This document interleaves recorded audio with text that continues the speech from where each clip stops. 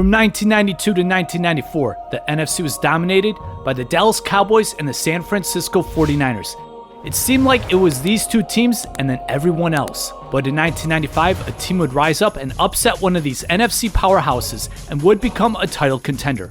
The Green Bay Packers entered the realm of the NFC elites and would go against the San Francisco 49ers in 4 compelling playoff games. In 1995, once again the Dallas Cowboys and the San Francisco 49ers were atop of the NFC. Green Bay finished with the same record as San Fran, but San Fran would get the first round bye due to their better conference record. Green Bay won their wildcard matchup against Atlanta and would travel to San Francisco for the divisional round. The 49ers were a 9.5-point favorite over Green Bay, and this shows how dominant the 49ers were perceived to be from 1992 to 1995. But in an upset, the Green Bay Packers shocked the NFL world by defeating the San Francisco 49ers 27-17. Brett Favre had a really solid performance as the defense forced 4 turnovers. For the first time since 1991, the 49ers would not be in the NFC Championship game. Green Bay would lose to Dallas, but a team finally broke through to be on the same level as Dallas and San Francisco. For the 1996 NFL season, Green Bay had the top record in the NFC. San Fran finished 12-4, but would not be the NFC West champ, as that honor went to the Carolina Panthers, who were only in their second year of existence, and additionally Dallas would begin to decline. The Packers and Niners would meet for a second consecutive time in the playoffs. The Packers won at a muddy Lambeau Field as San Fran committed 5 turnovers. Green Bay then would go on to win the Super Bowl. For the 1997 NFL season, Green Bay and San Francisco finished with identical 13-3 records. The two teams would meet in the NFC Championship game, with the game being played on the West Coast due to San Fran's better conference record, and this is the 3rd year in a row where these two teams would meet in the playoffs. Nonetheless, Green Bay defeated San Fran. Green Bay won the field position game, stopped the Niners on the ground, and sacked Steve Young 4 times in the 4th quarter. However, Green Bay would lose to Denver in the Super Bowl.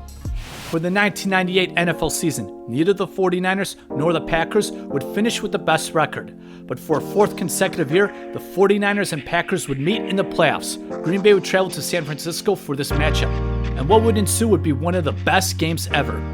Neither team had a lead of more than 7 points during the game, and Terrell Owens was becoming the story as he had a disastrous game as he dropped 5 passes and also lost a fumble. Late in the 4th quarter, Brett Favre connected with Antonio Freeman to put the Pack up 27-23, but Steve Young would get 1 minute and 50 seconds for a chance to finally defeat Favre in the playoffs.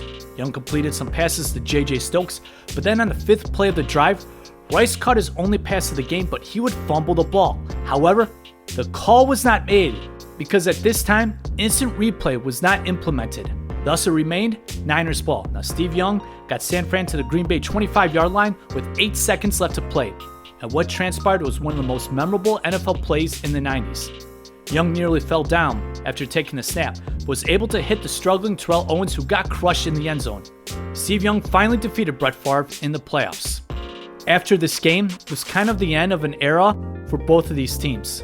San Francisco would lose to Atlanta the following week, as this was the end of the 49ers being so good from 1981 to 1998. Steve Young would only play in 5 more games the following season and then retire.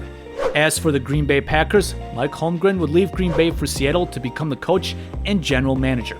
The Seahawks position came open after the firing of Dennis Erickson, but interestingly, Erickson may have not been fired if there was instant replay back then, as this errant touchdown call went against the Seahawks in Week 14.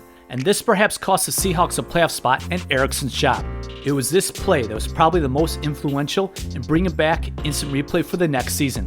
As for Favre, number 4 did not have a healthy thumb for the next couple seasons, and Green Bay had some average seasons with no playoff appearances until 2001. But Brett Favre was a completely different quarterback in the postseason after that, throwing a lot of interceptions, especially in crucial moments.